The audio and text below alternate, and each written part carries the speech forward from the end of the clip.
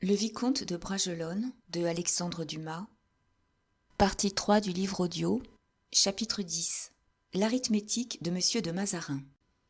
Tandis que le roi se dirigeait rapidement vers l'aile du château occupée par le cardinal, n'emmenant avec lui que son valet de chambre, l'officier de mousquetaires sortait, en respirant comme un homme qui a été forcé de retenir longuement son souffle, du petit cabinet dont nous avons déjà parlé et que le roi croyait solitaire.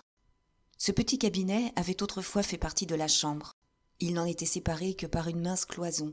Il en résultait que cette séparation, qui n'en était une que pour les yeux, permettait à l'oreille la moins indiscrète d'entendre tout ce qui se passait dans cette chambre. Il n'y avait donc pas de doute que ce lieutenant des mousquetaires n'eût entendu tout ce qui s'était passé chez Sa Majesté. Prévenu par les dernières paroles du jeune roi, il en sortit donc à temps pour le saluer à son passage et pour l'accompagner du regard jusqu'à ce qu'il eût disparu dans le corridor. Puis, lorsqu'il eut disparu, il secoua la tête d'une façon qui n'appartenait qu'à lui et d'une voix à laquelle 40 ans passés hors de la Gascogne n'avaient pu faire perdre son accent gascon. « Triste service, dit-il, triste maître. » Puis, ces mots prononcés, le lieutenant reprit sa place dans son fauteuil, étendit les jambes et ferma les yeux en homme qui dort ou qui médite. Pendant ce court monologue et la mise en scène qui l'avait suivi, tandis que le roi, à travers les longs corridors du vieux château, s'acheminait chez M. de Mazarin, une scène d'un autre genre se passait chez le cardinal. Mazarin s'était mis au lit un peu tourmenté de la goutte, mais comme c'était un homme d'ordre qui utilisait jusqu'à la douleur, il forçait sa veille à être la très humble servante de son travail. En conséquence, il s'était fait apporter par Bernoin, son valet de chambre, un petit pupitre de voyage, afin de pouvoir écrire sur son lit. Mais la goutte n'est pas un adversaire qui se laisse vaincre si facilement, et comme, à chaque mouvement qu'il faisait, de sourde la douleur devenait aiguë, « Brienne n'est pas là ?» demanda-t-il à Bernoin. « Non, monseigneur, » répondit le valet de chambre. « Monsieur de Brienne, sur votre congé, s'est allé coucher. Mais si c'est le désir de votre éminence, on peut parfaitement le réveiller. »« Non, ce n'est point la peine. Voyons, cependant. Maudit chiffre !» Et le cardinal se mit à rêver tout en comptant sur ses doigts. « Oh, des chiffres, dit Bernoin. Bon, si votre éminence se jette dans ses calculs, je lui promets pour demain la plus belle migraine, et avec cela que M. Guénaud n'est pas ici. »« Tu as raison, Bernoin. Eh bien, tu vas remplacer Brienne, mon ami. En vérité, j'aurais dû emmener avec moi M. de Colbert. Ce jeune homme va bien, Bernoin. Très bien. Un garçon d'ordre. »« Je ne sais pas, dit le valet de chambre, mais je n'aime pas sa figure, moi, à votre jeune homme qui va bien. »« C'est bon, Bernoin. On n'a pas besoin de votre avis. Mettez-vous là, prenez la plume et écrivez. »« M'y voici, monseigneur. Que faut-il que j'écrive ?»« Là, c'est bien, à la suite de 2 lignes déjà tracées. M'y voici. Écrit. 760 000 livres. C'est écrit. Sur Lyon. » Le cardinal paraissait hésiter. « Sur Lyon, » répéta Bernoin. 3 900 000 livres. Bien, monseigneur. Sur Bordeaux, 7 millions. 7, répéta Bernoin. Eh oui, dit le cardinal avec humeur. 7. Puis, se reprenant, eh, monseigneur, que ce soit à dépenser ou à encaisser, peu m'importe, puisque tous ces millions ne sont pas à moi. Ces millions sont au roi. C'est l'argent du roi que je compte. Voyons, nous disions... Tu m'interromps toujours. 7 millions sur Bordeaux. Ah oui, c'est vrai. Sur Madrid, 4. Je t'explique bien à qui est cet argent, Bernoin, attendu que tout le monde a la sottise de me croire riche à millions. Moi, je repousse la sottise. Un ministre n'a rien à soi, d'ailleurs. Voyons, continue. Rentrée générale, 7 millions. Propriété, 9 millions. As-tu écrit, Bernoin? Oui, monseigneur. Bourse, 600 000 livres. Valeurs diverses, 2 millions. Ah, j'oubliais. mobilier des différents châteaux. Faut-il mettre de la couronne ? Demanda Bernoin. Non, non, inutile, c'est sous-entendu. As-tu écrit, Bernoin ? Oui, monseigneur. Et les chiffres ? Sont alignés au-dessous les uns des autres. Additionne, Bernoin. 39 260 000 livres, monseigneur. Ah, fit le cardinal avec une expression de dépit, il n'y a pas encore 40 millions. Bernoin recommença l'addition. Non, monseigneur, il s'en manque 740 000 livres. Mazarin demanda le compte et le revit attentivement. C'est égal, dit Bernoin, 39 260 000 livres, cela fait un joli denier. Ah, Bernoin, voilà ce que je voudrais voir au roi. Son éminence me disait que cet argent était celui de sa majesté. Sans doute, mais bien clair, bien liquide. Ces 39 millions sont engagés, et bien au-delà. Bernoin sourit à sa façon, c'est-à-dire en homme qui ne croit que ce qu'il veut croire, tout en préparant la boisson de nuit du cardinal et en lui redressant l'oreiller. « Oh » dit Mazarin lorsque le valet de chambre fut sorti, « pas encore 40 millions. Il faut pourtant que j'arrive à ce chiffre de 45 millions que je me suis fixé. Mais qui sait si j'aurai le temps ? Je baisse, je m'en vais, je n'arriverai pas. Pourtant, qui sait si je ne trouverai pas 2 ou 3 millions dans les poches de nos bons amis les Espagnols ? Ils ont découvert le Pérou, ces gens-là, et, que diable, il doit leur en rester quelque chose. » Comme il parlait ainsi, tout occupé de ses chiffres et ne pensant plus à sa goutte, repoussé par une préoccupation qui, chez le cardinal, était la plus puissante de toutes les préoccupations, Bernoin se précipita dans sa chambre, tout effaré. « Eh bien, demanda le cardinal, qu'y a-t-il donc ? » « Le roi, monseigneur, le roi !»« Comment, le roi ?» fit Mazarin en cachant rapidement son papier. « Le roi ici ? Le roi à cette heure ? Je le croyais couché depuis longtemps. Qu'y a-t-il donc ?» Louis XIV put entendre ces derniers mots et voir le geste effaré du cardinal se redressant sur son lit, car il entrait en ce moment dans la chambre. « Il n'y a rien, monsieur le cardinal, ou du moins rien qui puisse vous alarmer. C'est une communication importante que j'avais besoin de faire ce soir même à votre éminence. Voilà tout. » Mazarin pensa aussitôt à cette attention si marquée que le roi avait donnée à ses paroles touchant mademoiselle de Mancini, et la communication lui parut devoir venir de cette source. Il se rasséréna donc à l'instant même et prit son air le plus charmant, changement de physionomie dont le jeune roi sentit une joie extrême.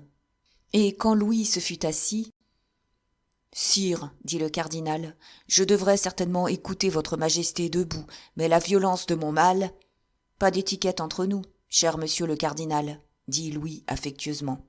Je suis votre élève et non le roi, vous le savez bien, et ce soir surtout, puisque je viens à vous comme un requérant, comme un solliciteur, et même comme un solliciteur très humble et très désireux d'être bien accueilli. » Mazarin, voyant la rougeur du roi, fut confirmé dans sa première idée, c'est-à-dire qu'il y avait une pensée d'amour sous toutes ces belles paroles. Cette fois, le rusé politique, tout fin qu'il était, se trompait. Cette rougeur n'était point causée par les pudibonds élans d'une passion juvénile, mais seulement par la douloureuse contraction de l'orgueil royal. En bon oncle, Mazarin se disposa à faciliter la confidence. « Parlez, dit-il, sire, et puisque votre majesté veut bien un instant oublier que je suis son sujet pour m'appeler son maître et son instituteur, je proteste à votre majesté de tous mes sentiments dévoués et tendres. »« Merci, monsieur le cardinal, répondit le roi. Ce que j'ai à mander à votre éminence est d'ailleurs peu de chose pour elle. »« Tant pis, répondit le cardinal, tant pis, sire. Je voudrais que votre majesté me demandât une chose importante, et même un sacrifice. Mais, quoi que ce soit que vous me demandiez, je suis prêt à soulager votre cœur en vous l'accordant, mon cher sire. »« Eh bien, voici de quoi il s'agit, » dit le roi avec un battement de cœur qui n'avait d'égal en précipitation que le battement de cœur du ministre.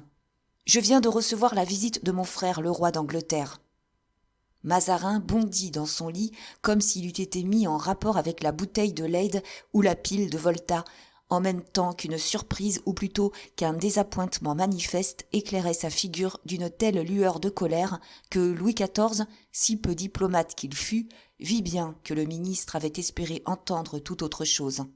« Charles II !» s'écria Mazarin avec une voix rauque et un dédaigneux mouvement des lèvres. « Vous avez reçu la visite de Charles II ?»« Du roi Charles II, » reprit Louis XIV, accordant avec affectation au petit-fils de Henri IV le titre que Mazarin oubliait de lui donner. « Oui, monsieur le cardinal, ce malheureux prince m'a touché le cœur en me racontant ses infortunes. Sa détresse est grande, monsieur le cardinal, et il m'a paru pénible à moi, qui me suis vu disputer mon trône, qui ai été forcé, dans des jours d'émotion, de quitter ma capitale, à moi, enfin, qui connais le malheur, de laisser sans appui un frère dépossédé et fugitif. »« Et, dit avec dépit le cardinal, que n'a-t-il comme vous, sire, un Jules Mazarin près de lui ? Sa couronne lui eût été gardée intacte. »« Je sais tout ce que ma maison doit à votre éminence, » repartit fièrement le roi, « et croyez bien que pour ma part, monsieur, je ne l'oublierai jamais. C'est justement parce que mon frère le roi d'Angleterre n'a pas près de lui le génie puissant qui m'a sauvé, c'est pour cela, dis-je, que je voudrais lui concilier l'aide de ce même génie, et prier votre bras de s'étendre sur sa tête, bien assuré, monsieur le cardinal, que votre main, en le touchant seulement, saurait lui remettre au front sa couronne, tombée au pied de l'échafaud de son père. »« Sire, répliqua Mazarin, je vous remercie de votre bonne opinion à mon égard, mais nous n'avons rien à faire là-bas. Ce sont des enragés qui renient Dieu et qui coupent la tête à leur roi. Ils sont dangereux, voyez-vous, sire, et sales à toucher depuis qu'ils se sont vautrés dans le sang royal et dans la boue covenantaire. Cette politique-là ne m'a jamais convenu, et je la repousse. Aussi pouvez-vous nous aider à lui en substituer une autre. Laquelle ? La restauration de Charles II, par exemple. Eh, mon Dieu, répliqua Mazarin, est-ce que par hasard le pauvre sire se flatterait de cette chimère ? Mais oui, répliqua le jeune roi, effrayé des difficultés que semblait entrevoir dans ce projet l'œil si sûr de son ministre. Il ne demande même pour cela qu'1 million. Voilà tout. Un petit million, s'il vous plaît, fit ironiquement le cardinal en forçant son accent italien.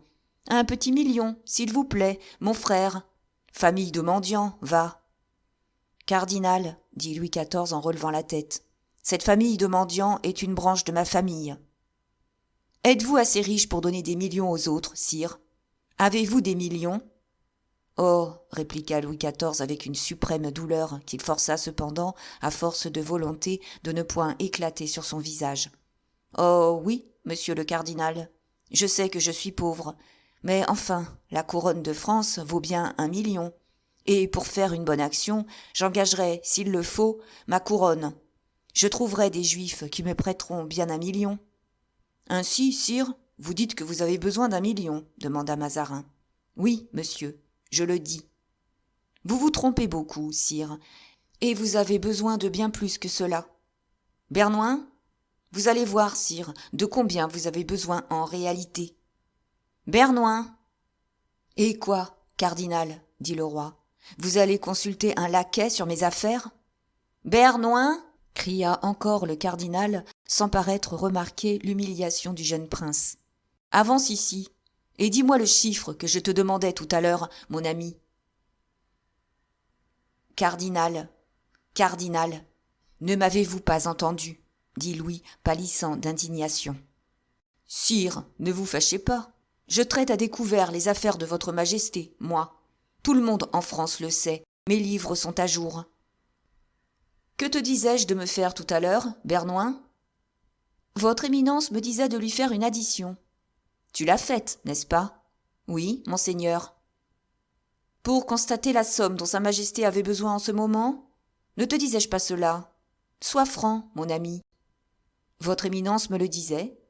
Eh bien, quelle somme désirais-je ? 45 millions, je crois. Et quelle somme trouverions-nous en réunissant toutes nos ressources ? 39 260 000 francs. C'est bien, Bernouin. Voilà tout ce que je voulais savoir. Laisse-nous maintenant, dit le cardinal en attachant son brillant regard sur le jeune roi, muet de stupéfaction. Mais cependant, balbutia le roi, Ah, vous doutez encore, sire, dit le cardinal. Eh bien, voici la preuve de ce que je vous disais. Et Mazarin tira de dessous son traversin le papier couvert de chiffres qu'il présenta au roi, lequel détourna la vue, tant sa douleur était profonde. Ainsi, comme c'est 1 million que vous désirez, sire, que ce million n'est point porté là, c'est donc de 46 millions qu'a besoin votre majesté. Eh bien, il n'y a pas de juif au monde qui prête une pareille somme, même sur la couronne de France.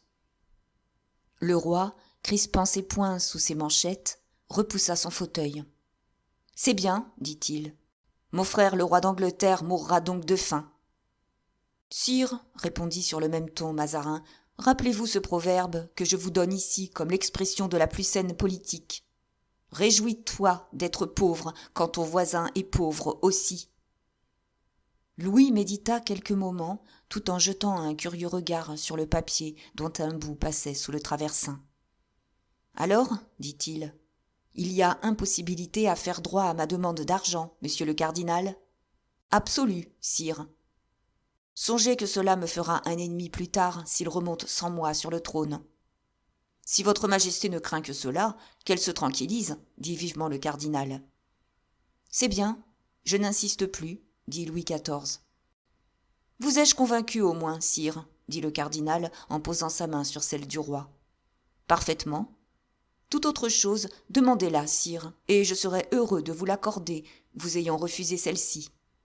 Toute autre chose, monsieur ? Eh oui, ne suis-je pas corps et âme au service de votre majesté ? Oh là, Bernoin, des flambeaux, des gardes pour sa majesté. Sa majesté rentre dans ses appartements. Pas encore, monsieur. Et puisque vous mettez votre bonne volonté à ma disposition, je vais en user. Pour vous, sire ? Demanda le cardinal, espérant qu'il allait enfin être question de sa nièce. Non, monsieur, pas pour moi, répondit Louis, mais pour mon frère Charles, toujours. La figure de Mazarin se rembrunit et il grommela quelques paroles que le roi ne put entendre. Chapitre 11. La politique de M. de Mazarin. Au lieu de l'hésitation avec laquelle il avait un quart d'heure auparavant abordé le cardinal, on pouvait lire alors dans les yeux du jeune roi cette volonté contre laquelle on peut lutter, qu'on brisera peut-être par sa propre impuissance, mais qui au moins gardera, comme une plaie au fond du cœur, le souvenir de sa défaite. Cette fois, monsieur le cardinal, il s'agit d'une chose plus facile à trouver qu'1 million. Vous croyez cela, sire ? Dit Mazarin en regardant le roi de cet œil rusé qui lisait au plus profond des cœurs. Oui, je le crois, et lorsque vous connaîtrez l'objet de ma demande. Et croyez-vous donc que je ne le connaisse pas, sire ? Vous savez ce qui me reste à vous dire ? Écoutez, sire, voilà les propres paroles du roi Charles. Oh, par exemple. Écoutez, et si cet avare, ce pleutre d'Italien, a-t-il dit, monsieur le cardinal. Voilà le sens, sinon les paroles. Eh, mon Dieu, je ne lui en veux pas pour cela, sire. Chacun voit avec ses passions. Il a donc dit, et si ce pleutre d'Italien vous refuse le million que nous lui demandons, sire, si nous sommes forcés, faute d'argent, de renoncer à la diplomatie, eh bien, nous lui demanderons 500 gentilshommes. Le roi tressaillit, car le cardinal ne s'était trompé que sur le chiffre. N'est-ce pas, sire, que c'est cela ? S'écria le ministre avec un accent triomphateur. Puis, il a ajouté de belles paroles. Il a dit « J'ai des amis de l'autre côté du détroit. À ces amis, il manque seulement un chef et une bannière. Quand ils verront la bannière de France, ils se rallieront à moi, car ils comprendront que j'ai votre appui. Les couleurs de l'uniforme français vaudront près de moi le million que M. de Mazarin nous aura refusé. » Car il savait bien que je le refuserais, ce million. Je vaincrai avec ces 500 gentilshommes, sire, et tout l'honneur en sera pour vous. Voilà ce qu'il a dit. Ou à peu près, n'est-ce pas ? En entourant ses paroles de métaphores brillantes, d'images pompeuses, car ils sont bavards dans la famille. Le père a parlé jusque sur l'échafaud. La sueur de la honte coulait au front de Louis. Il sentait qu'il n'était pas de sa dignité d'entendre ainsi insulter son frère. Mais il ne savait pas encore comment on voulait, surtout en face de celui devant qui il avait vu tout plier, même sa mère. Enfin, il fit un effort. « Mais, dit-il, monsieur le cardinal, ce n'est pas 500 hommes, c'est 200. Vous voyez bien que j'avais deviné ce qu'il demandait.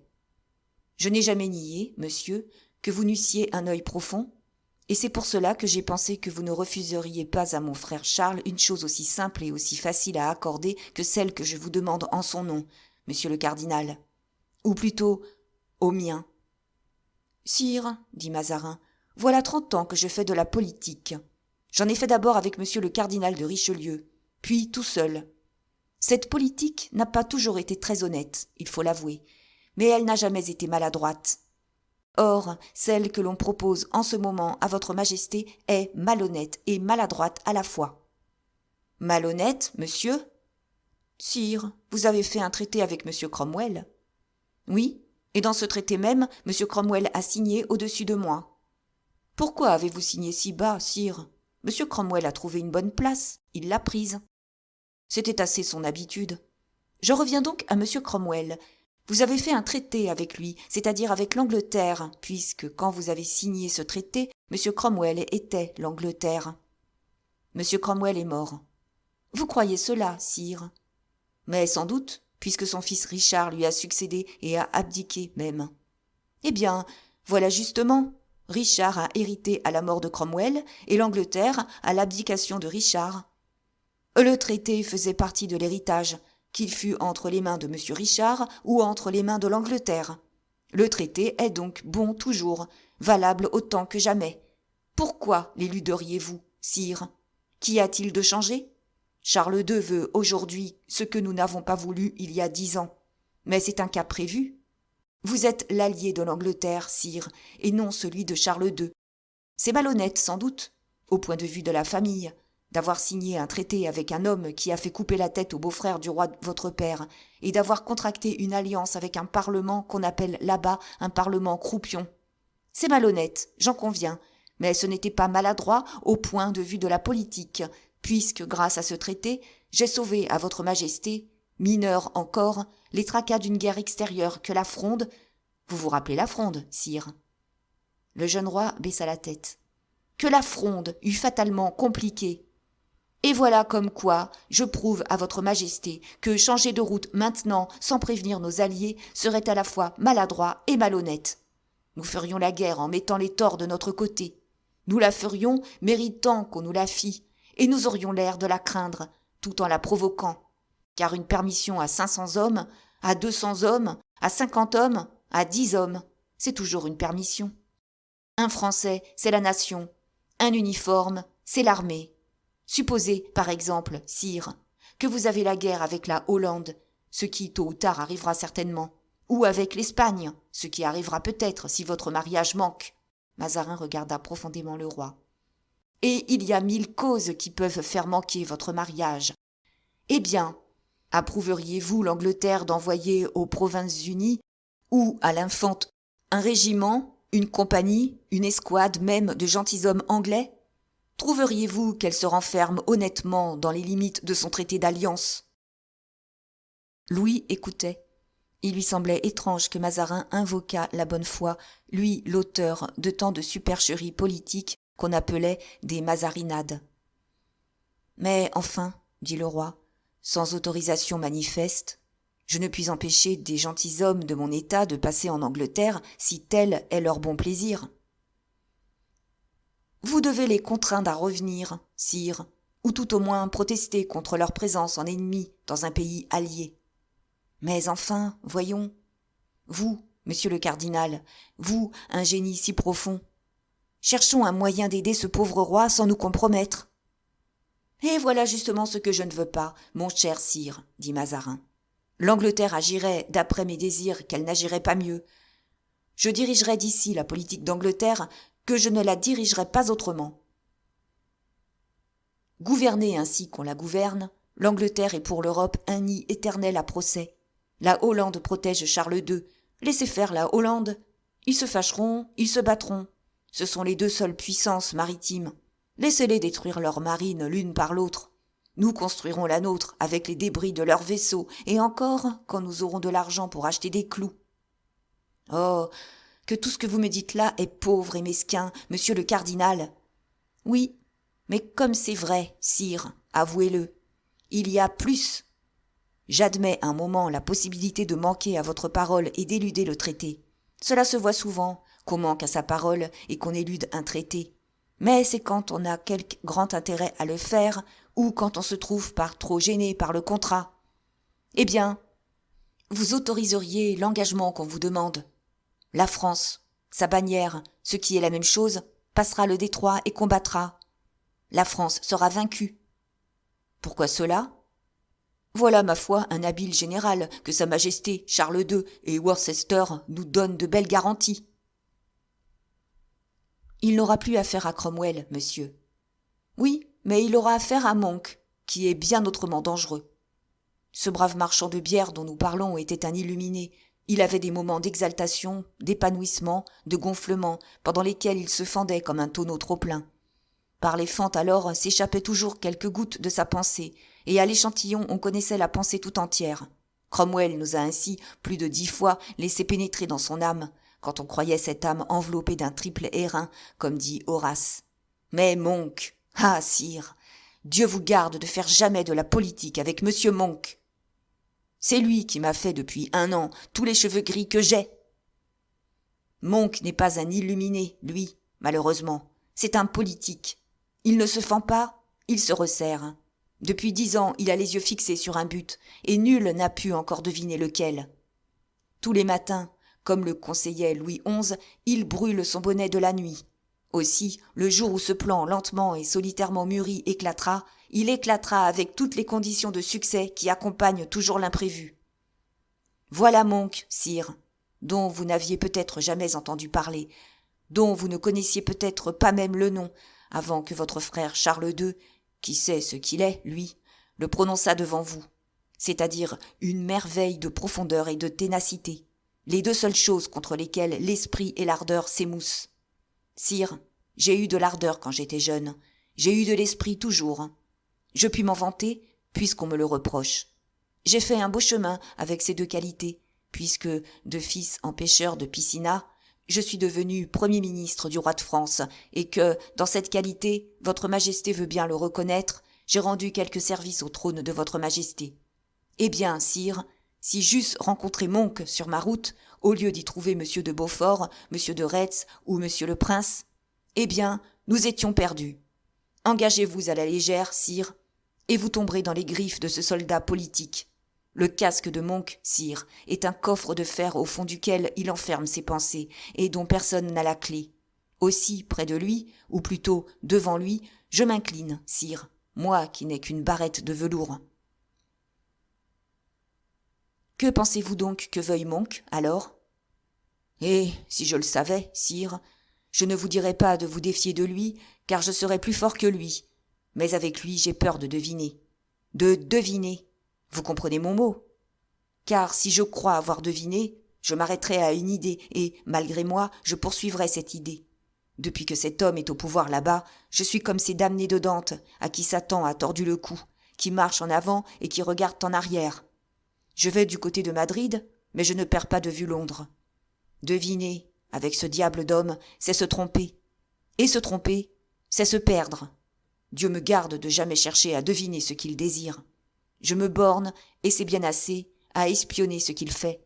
Or, je crois. Vous comprenez la portée du mot. Je crois, relativement à Monk, n'engage à rien. Je crois qu'il a tout bonnement envie de succéder à Cromwell. Votre Charles II lui a déjà fait faire des propositions par 10 personnes. Il s'est contenté de chasser les 10 entremetteurs sans rien leur dire autre chose que « Allez-vous-en, ou je vous fais pendre !» C'est un sépulcre que cet homme. Dans ce moment-ci, Monk fait du dévouement au Parlement croupion. De ce dévouement, par exemple, je ne suis pas dupe. Monk ne veut pas être assassiné. Un assassinat l'arrêterait au milieu de son œuvre, et il faut que son œuvre s'accomplisse. Aussi je crois. Mais ne croyez pas ce que je crois. Je dis je crois par habitude. Je crois que Monk ménage le Parlement jusqu'au moment où il le brisera. On vous demande des épées, mais c'est pour se battre contre Monk. Dieu nous garde de nous battre contre Monk, sire, car Monk nous battra, et battu par Monk, je ne m'en consolerai de ma vie. Cette victoire, je me dirais que Monk la prévoyait depuis 10 ans. Pour Dieu, sire, par amitié pour vous, si ce n'est par considération pour lui, votre majesté lui fera un petit revenu, elle lui donnera un de ses châteaux. Attendez donc, mais je me rappelle le traité, ce fameux traité dont nous parlions tout à l'heure. Votre majesté n'en a pas même le droit de lui donner un château. Comment cela ? Oui, sa majesté s'est engagée à ne pas donner l'hospitalité au roi Charles, à le faire sortir de France même. C'est pour cela que vous ferez comprendre à votre frère qu'il ne peut rester chez nous, que c'est impossible, qu'il nous compromet, ou moi-même. Assez, monsieur, dit Louis XIV en se levant. Que vous me refusiez 1 million, vous en avez le droit. Vos millions sont à vous. Que vous me refusiez 200 gentilshommes, vous en avez le droit encore, car vous êtes Premier ministre, et vous avez, aux yeux de la France, la responsabilité de la paix et de la guerre. Mais que vous prétendiez m'empêcher, moi, le roi, de donner l'hospitalité au petit-fils de Henri IV, à mon cousin Germain, au compagnon de mon enfance, là s'arrête votre pouvoir, là commence ma volonté. Sire, dit Mazarin, enchanté d'en être quitte à si bon marché, et qui n'avait d'ailleurs si chaudement combattu que pour en arriver là. Sire, je me courberai toujours devant la volonté de mon roi, que mon roi garde donc près de lui, ou, dans un de ses châteaux, le roi d'Angleterre, que Mazarin le sache, mais que le ministre ne le sache pas. Bonne nuit, monsieur, dit Louis XIV. Je m'en vais désespéré. Mais convaincu, c'est tout ce qu'il me faut, sire, répliqua Mazarin. Le roi ne répondit pas, et se retira tout pensif, convaincu, non pas de tout ce que lui avait dit Mazarin, mais d'une chose au contraire qu'il s'était bien gardé de lui dire, c'était de la nécessité d'étudier sérieusement ses affaires et celles de l'Europe, car il les voyait difficiles et obscures. Louis retrouva le roi d'Angleterre assis à la même place où il l'avait laissé. En l'apercevant, le prince anglais se leva, mais du premier coup d'œil, il vit le découragement écrit en lettres sombres sur le front de son cousin. Alors, prenant la parole le premier, comme pour faciliter à Louis l'aveu pénible qu'il avait à lui faire, « Quoi qu'il en soit, dit-il, je n'oublierai jamais toute la bonté, toute l'amitié dont vous avez fait preuve à mon égard. » « Hélas, répliqua sourdement Louis XIV, bonne volonté stérile, mon frère. » Charles II devint extrêmement pâle, passa une main froide sur son front et lutta quelques instants contre un éblouissement qui le fit chanceler. « Je comprends, dit-il, enfin. Plus d'espoir. » Louis saisit la main de Charles II. « Attendez, mon frère, dit-il. Ne précipitez rien, tout peut changer. Ce sont les résolutions extrêmes qui ruinent les causes. Ajoutez, je vous en supplie, une année d'épreuve encore aux années que vous avez déjà subies. Il n'y a, pour vous décider à agir en ce moment plutôt qu'en un autre, ni occasion ni opportunité. Venez avec moi, mon frère. Je vous donnerai une de mes résidences, celle qu'il vous plaira d'habiter. J'aurai l'œil avec vous sur les événements. Nous les préparerons ensemble. Allons, mon frère, du courage. » Charles II dégagea sa main de celle du roi et, se reculant pour le saluer avec plus de cérémonie, « De tout mon cœur, merci, » répliqua-t-il. « Sire, mais j'ai prié sans résultat le plus grand roi de la terre. Maintenant, je vais demander un miracle à Dieu. » Et il sortit sans vouloir en entendre davantage, le front haut, la main frémissante, avec une contraction douloureuse de son noble visage et cette sombre profondeur du regard qui, ne trouvant plus d'espoir dans le monde des hommes, semble aller au-delà en demander à des mondes inconnus. L'officier des mousquetaires, en le voyant ainsi passer livide, s'inclina presque à genoux pour le saluer. Il prit ensuite un flambeau, appela 2 mousquetaires et descendit avec le malheureux roi l'escalier désert, tenant à la main gauche son chapeau, dont la plume balayait les degrés. Arrivé à la porte, l'officier demanda au roi de quel côté il se dirigeait, afin d'y envoyer les mousquetaires. « Monsieur, répondit Charles II à demi-voix, vous qui avez connu mon père, dites-vous, peut-être avez-vous prié pour lui ? Si cela est ainsi, ne m'oubliez pas non plus dans vos prières. Maintenant, je m'en vais seul, et vous prie de ne point m'accompagner, ni de me faire accompagner plus loin. » L'officier s'inclina et renvoya ses mousquetaires dans l'intérieur du palais. Mais lui demeura un instant sous le porche pour voir Charles II s'éloigner et se perdre dans l'ombre de la rue tournante. « Ah, celui-là, comme autrefois à son père, murmura-t-il. Athos, s'il était là, dirait avec raison « Salut à la majesté tombée !» Puis, montant les escaliers, « Ah, le vilain service que je fais !» dit-il à chaque marche. « Ah, le piteux maître ! La vie ainsi faite n'est plus tolérable, et il est temps enfin que je prenne mon parti. Plus de générosité, plus d'énergie, continua-t-il. Allons, le maître a réussi. L'élève est atrophié pour toujours. Mordiou, je n'y résisterai pas. Allons, vous autres, continua-t-il en entrant dans l'antichambre, que faites-vous là, à me regarder ainsi? Éteignez ces flambeaux et rentrez à vos postes. Ah, vous me gardiez? Oui, vous veillez sur moi, n'est-ce pas, bonnes gens? Brave niais. Je ne suis pas le duc de Guise, allez, et l'on ne m'assassinera pas dans le petit couloir. D'ailleurs, ajouta-t-il tout bas, ce serait une résolution, et l'on ne prend plus de résolution depuis que monsieur le cardinal de Richelieu est mort. Ah, à la bonne heure, c'était un homme, celui-là. C'est décidé, dès demain, je jette la casaque aux orties. Puis, se ravisant, non, dit-il, pas encore. J'ai une superbe épreuve à faire, et je la ferai. Mais celle-là, je le jure, ce sera la dernière, mordiou. Il n'avait pas achevé qu'une voix partit de la chambre du roi. « Monsieur le lieutenant, dit cette voix. « Me voici, répondit-il. Le roi demande à vous parler. Allons, dit le lieutenant, peut-être est-ce pour ce que je pense. Et il entra chez le roi. Chapitre 12. Le roi et le lieutenant. Lorsque le roi vit l'officier près de lui, il congédia son valet de chambre et son gentilhomme. « Qui est de service demain, monsieur ?» demanda-t-il alors. Le lieutenant inclina la tête avec une politesse de soldat et répondit. « Moi, sire. »« Comment ? Encore vous ? » ?»« Moi, toujours. »« Comment cela se fait-il, monsieur ?»« Sire, les mousquetaires, en voyage, fournissent tous les postes de la maison de votre majesté, c'est-à-dire le vôtre, celui de la reine-mère et celui de monsieur le cardinal, qui emprunte au roi la meilleure partie, ou plutôt, la plus nombreuse partie de sa garde royale. Mais les intérims ? Il n'y a d'intérim, sire, que pour 20 ou 30 hommes qui se reposent sur 120. Au Louvre, c'est différent, et si j'étais au Louvre, je me reposerais sur mon brigadier. Mais en route, sire, on ne sait ce qui peut arriver, et j'aime assez faire ma besogne moi-même. Ainsi, vous êtes de garde tous les jours ? Et toutes les nuits, oui, sire. Monsieur, je ne puis souffrir cela, et je veux que vous vous reposiez. C'est fort bien, sire, mais moi, je ne le veux pas. Plaît-il, fit le roi, qui ne comprit pas tout d'abord le sens de cette réponse. Je dis, sire, que je ne veux pas m'exposer à une faute. Si le diable avait un mauvais tour à me jouer, vous comprenez, sire, comme il connaît l'homme auquel il a affaire, il choisirait le moment où je ne serais point là. Mon service avant tout est la paix de ma conscience. Mais à ce métier-là, monsieur, vous vous tuerez. Eh, sire, il y a 35 ans que je le fais, ce métier-là, et je suis l'homme de France et de Navarre qui se porte le mieux. Au surplus, sire, ne vous inquiétez pas de moi, je vous prie. Cela me semblerait trop étrange, attendu que je n'en ai pas l'habitude. »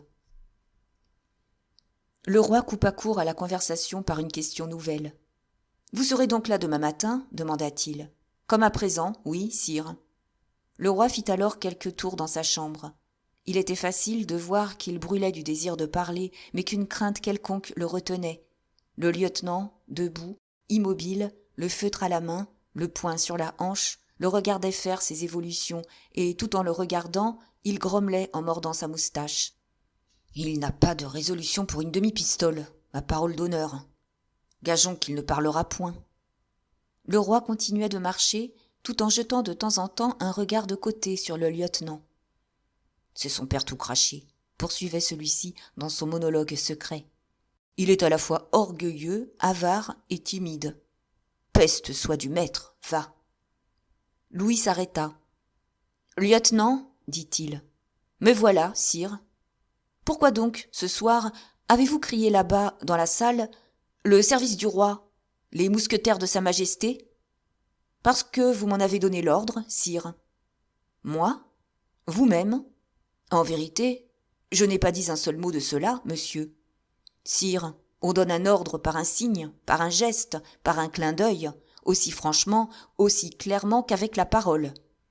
Un serviteur qui n'aurait que des oreilles ne serait que la moitié d'un bon serviteur. Vos yeux sont bien perçants, alors, monsieur. Pourquoi cela, sire ? Parce qu'ils voient ce qui n'est point. Mes yeux sont bons, en effet, sire, quoiqu'ils aient beaucoup servi et depuis longtemps leur maître. Aussi, toutes les fois qu'ils ont quelque chose à voir, ils n'en manquent pas l'occasion. Or, ce soir, ils ont vu que votre majesté rougissait à force d'avoir envie de bâiller, que votre majesté regardait avec des supplications éloquentes, d'abord son éminence, ensuite sa majesté la reine-mère, enfin la porte par laquelle on sort, et ils ont si bien remarqué tout ce que je viens de dire, qu'ils ont vu les lèvres de votre majesté articuler ces paroles, qui donc me sortira de là ? Monsieur, ou tout au moins ceci, sire, mes mousquetaires. Alors je n'ai pas hésité. Ce regard était pour moi, la parole était pour moi. J'ai crié aussitôt « Les mousquetaires de Sa Majesté !»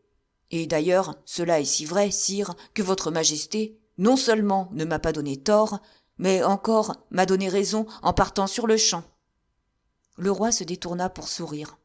Puis, après quelques secondes, il ramena son œil limpide sur cette physionomie si intelligente, si hardie et si ferme, qu'on eût dit le profil énergique et fier de l'aigle en face du soleil. « C'est bien, » dit-il après un court silence, pendant lequel il essaya, mais en vain, de faire baisser les yeux à son officier. Mais voyant que le roi ne disait plus rien, celui-ci pirouetta sur ses talons et fit 3 pas pour s'en aller en murmurant « Il ne parlera pas, mordiou, il ne parlera pas !»« Merci, monsieur, » dit alors le roi. « En vérité, » poursuivit le lieutenant, « il n'eût plus manqué que cela, être blâmé pour avoir été moins sot qu'un autre. » Et il gagna la porte en faisant sonner militairement ses éperons. Mais arrivé sur le seuil, et sentant que le désir du roi l'attirait en arrière, il se retourna.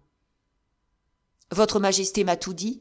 demanda-t-il d'un ton que rien ne saurait rendre et qui, sans paraître provoquer la confiance royale, contenait tant de persuasive franchise que le roi répliqua sur-le-champ. « Si fait, monsieur, approchez. »« Allons donc, » murmura l'officier, « il y vient enfin. »« Écoutez-moi, je ne perds pas une parole, sire. Vous monterez à cheval, monsieur, demain, vers 4 heures du matin, et vous me ferez seller un cheval pour moi. Des écuries de votre majesté ? Non, d'un de vos mousquetaires. Très bien, sire. Est-ce tout ? Et vous m'accompagnerez. Seul ? Seul. Viendrai-je quérir votre majesté ou l'attendrai-je ? Vous m'attendrez. Où cela, sire ? À la petite porte du parc. Le lieutenant s'inclina, comprenant que le roi lui avait dit tout ce qu'il avait à lui dire. En effet, le roi le congédia par un geste tout aimable de sa main. L'officier sortit de la chambre du roi et revint se placer philosophiquement sur sa chaise, où, bien loin de s'endormir, comme on aurait pu le croire, vu l'heure avancée de la nuit, il se mit à réfléchir plus profondément qu'il n'avait jamais fait. Le résultat de ses réflexions ne fut point aussi triste que l'avaient été les réflexions précédentes. « Allons, il a commencé, » dit-il. « L'amour le pousse. Il marche, il marche. Le roi est nul chez lui, mais l'homme vaudra peut-être quelque chose. D'ailleurs, nous verrons bien demain matin. »« Oh, oh !» s'écria-t-il tout à coup en se redressant. « Voilà une idée gigantesque, mordiou ! Et peut-être ma fortune est-elle dans cette idée-là ?» Après cette exclamation, l'officier se leva et arpenta, les mains dans les poches de son juste-au-corps, l'immense antichambre qui lui servait d'appartement. La bougie flambait avec fureur sous l'effort d'une brise fraîche qui, s'introduisant par les gerçures de la porte et par les fentes de la fenêtre, coupait diagonalement la salle.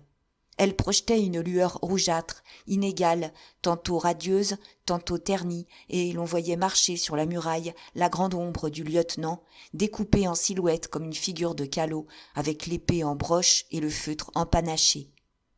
« Certes, murmurait-il, ou je me trompe fort, ou le Mazarin tend là un piège au jeune amoureux. Le Mazarin a donné ce soir un rendez-vous et une adresse aussi complaisamment que l'eût pu faire M. d'Anjou lui-même. J'ai entendu et je sais la valeur des paroles.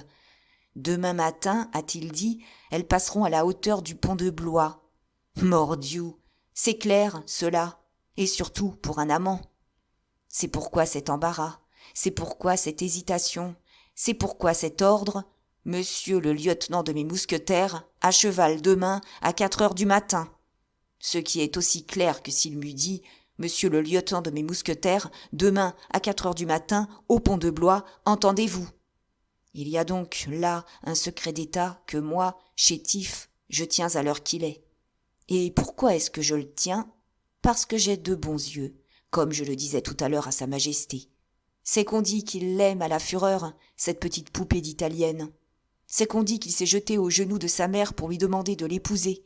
C'est qu'on dit que la reine a été jusqu'à consulter la cour de Rome pour savoir si un pareil mariage, fait contre sa volonté, serait valable. Oh, si j'avais encore 25 ans. Si j'avais là, à mes côtés, ceux que je n'ai plus, si je ne méprisais pas profondément tout le monde, je brouillerais M. de Mazarin avec la reine-mère, la France avec l'Espagne, et je ferais une reine de ma façon. Mais, bah. Et le lieutenant fit claquer ses doigts en signe de dédain. Ce misérable Italien, ce pleutre, ce ladre vert, qui vient de refuser 1 million au roi d'Angleterre, ne me donnerait peut-être pas 1000 pistoles pour la nouvelle que je lui porterais. Oh, mordiou! Voilà que je tombe en enfance. Voilà que je m'abrutis. Le Mazarin donnait quelque chose. Ha ha ha! Et l'officier se mit à rire formidablement, tout seul. Dormons, dit-il. Dormons, et tout de suite. J'ai l'esprit fatigué de ma soirée. Demain, il verra plus clair qu'aujourd'hui. Et sur cette recommandation faite à lui-même, il s'enveloppa de son manteau, narguant son royal voisin. 5 minutes après, il dormait les poings fermés, les lèvres entr'ouvertes, laissant échapper non pas son secret, mais un ronflement sonore qui se développait à l'aise sous la voûte majestueuse de l'antichambre. Chapitre 13. Marie de Mancini. Le soleil éclairait à peine de ses premiers rayons les grands bois du parc et les hautes girouettes du château, quand le jeune roi, réveillé déjà depuis plus de 2 heures, et tout entier à l'insomnie de l'amour, ouvrit son volet lui-même et jeta un regard curieux sur les cours du palais endormi. Il vit qu'il était l'heure convenue. La grande horloge de la cour marquait même 4h15. Il ne réveilla point son valet de chambre, qui dormait profondément à quelque distance. Il s'habilla seul, et ce valet, tout effaré, arrivait, croyant avoir manqué à son service, lorsque Louis le renvoya dans sa chambre en lui recommandant le silence le plus absolu. Alors il descendit le petit escalier, sortit par une porte latérale et aperçut le long du mur du parc un cavalier qui tenait un cheval de main. Ce cavalier était méconnaissable dans son manteau et sous son chapeau. Quant au cheval, scellé comme celui d'un bourgeois riche, il n'offrait rien de remarquable à l'œil le plus exercé. Louis vint prendre la bride de ce cheval. L'officier lui tint l'étrier, sans quitter lui-même la selle, et demanda d'une voix discrète les ordres de Sa Majesté. « Suivez-moi, répondit Louis XIV. L'officier mit son cheval au trot derrière celui de son maître, et ils descendirent ainsi vers le pont. Lorsqu'ils furent de l'autre côté de la Loire, « Monsieur, dit le roi, vous allez me faire le plaisir de piquer devant vous jusqu'à ce que vous aperceviez un carrosse. Alors, vous reviendrez m'avertir. Je me tiens ici. Votre Majesté daignera-t-elle me donner quelques détails sur le carrosse que je suis chargé de découvrir ? Un carrosse dans lequel vous verrez 2 dames et probablement aussi leur suivante. Sire, je ne veux point faire d'erreur. Y a-t-il encore un autre signe auquel je puisse reconnaître ce carrosse ? Il sera, selon toute probabilité, aux armes de monsieur le cardinal. C'est bien, sire, répondit l'officier, entièrement fixé sur l'objet de sa reconnaissance. Il mit alors son cheval au grand trot et piqua du côté indiqué par le roi. Mais il n'eut pas fait 500 pas qu'il vit 4 mules, puis un carrosse poindre derrière un monticule. Derrière ce carrosse en venait un autre. Il n'eut besoin que d'un coup d'œil pour s'assurer que c'étaient bien là les équipages qu'il était venu chercher. Il tourna bride sur le champ et se rapprochant du roi, Sire, dit-il, voici les carrosses. Le premier, en effet, contient 2 dames avec leurs femmes de chambre. Le second renferme des valets de pied, des provisions, des hardes. Bien, bien, répondit le roi d'une voix tout émue. Eh bien, allez, je vous prie, dire à ces dames qu'un cavalier de la cour désire présenter ses hommages à elles seules. L'officier partit au galop. Mordiou, disait-il tout en courant, voilà un emploi nouveau et honorable, j'espère. Je me plaignais de n'être rien, je suis confident du roi. Un mousquetaire, c'est à en crever d'orgueil. Il s'approcha du carrosse et fit sa commission en messager galant et spirituel. 2 dames étaient en effet dans le carrosse. L'une d'une grande beauté, quoique un peu maigre, l'autre moins favorisée de la nature, mais vive, gracieuse et réunissant dans les légers plis de son front tous les signes de la volonté. Ses yeux vifs et perçants, surtout, parlaient plus éloquemment que toutes les phrases amoureuses de mise en ces temps de galanterie. Ce fut à celle-là que d'Artagnan s'adressa sans se tromper, quoique, ainsi que nous l'avons dit, l'autre fut plus jolie peut-être. « Mesdames, dit-il, je suis le lieutenant des mousquetaires, et il y a sur la route un cavalier qui vous attend et qui désire vous présenter ses hommages. » À ces mots, dont il suivait curieusement les faits, la dame aux yeux noirs poussa un cri de joie, se pencha hors de la portière et, voyant accourir le cavalier, tendit les bras en s'écriant « Ah, mon cher sire !» Et les larmes jaillirent aussitôt de ses yeux. Le cocher arrêta ses chevaux, les femmes de chambre se levèrent avec confusion au fond du carrosse, et la seconde dame ébaucha une révérence terminée par le plus ironique sourire que la jalousie ait jamais dessiné sur des lèvres de femme. « Marie, chère Marie !» s'écria le roi en prenant dans ses 2 mains la main de la dame aux yeux noirs. Et, ouvrant lui-même la lourde portière, il l'attira hors du carrosse avec tant d'ardeur qu'elle fut dans ses bras avant de toucher la terre. Le lieutenant, posté de l'autre côté du carrosse, voyait et entendait sans être remarqué. Le roi offrit son bras à mademoiselle de Mancini et fit signe au cocher et au laquais de poursuivre leur chemin.